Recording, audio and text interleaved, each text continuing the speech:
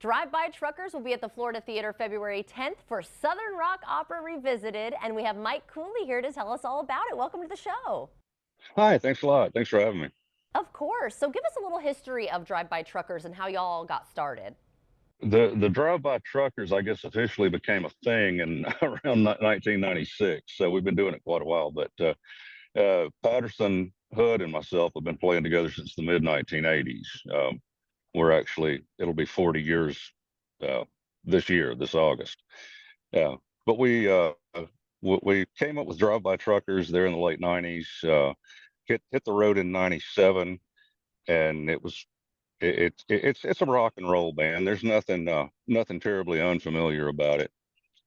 But we started talking about this crazy idea for a rock opera that no one does anymore or did, and it was just the absurdity of it was what kept bringing us back to it. But we ended up actually doing it, and it it kind of worked. It ended up being the record that most of our fans got turned onto. It's probably the most popular first record for most of the fans, regardless of when they came on board. So this is like the 23rd and a half or so year anniversary. We could have waited till 25, I guess, but 23 is an overlooked number. So. Well, how would you actually describe your music then, like Southern Rock Opera specifically? For people who might be familiar with Southern rock as a musical genre, we might not be what you're thinking of. Okay. Although some of those influences are in there as well. We all grew up with not just that music, but the stories surrounding some of those bands, and especially Leonard Skinner was, rich with uh, urban legend as well as fascinating fact.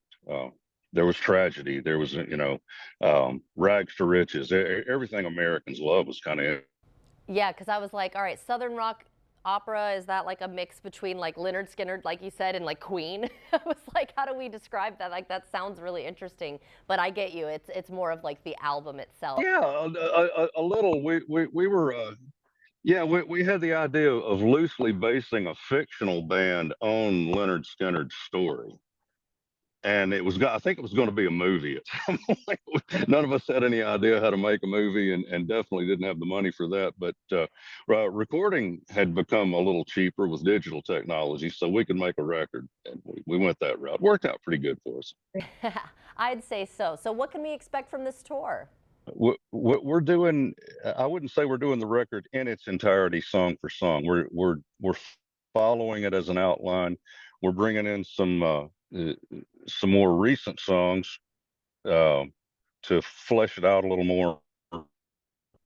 Things that are kind of thematically similar to and sonically similar to what's on Southern Rock Opera. So it's a show. It's fun for us. It's been fun for people to see, and it does start with if you're familiar with the record, it starts and ends the same way. We just fill in the middle a little different, little more like we are now than 23 to 5 years ago. And when I went to your website, drivebytruckers.com, I saw that you guys give back to a couple of causes. So I think that is like really, really cool. Good luck with the tour, safe travels. And I do want to remind everyone that they can check out Drive-By Truckers at the Florida Theater February 10th, and you can get your tickets at floridatheater.com. Mike, thanks again for joining us. Thank you. Thanks for having me. Look forward to seeing you. Yes, and if you'd like to see this interview again, everyone, just head to First Coast News Plus.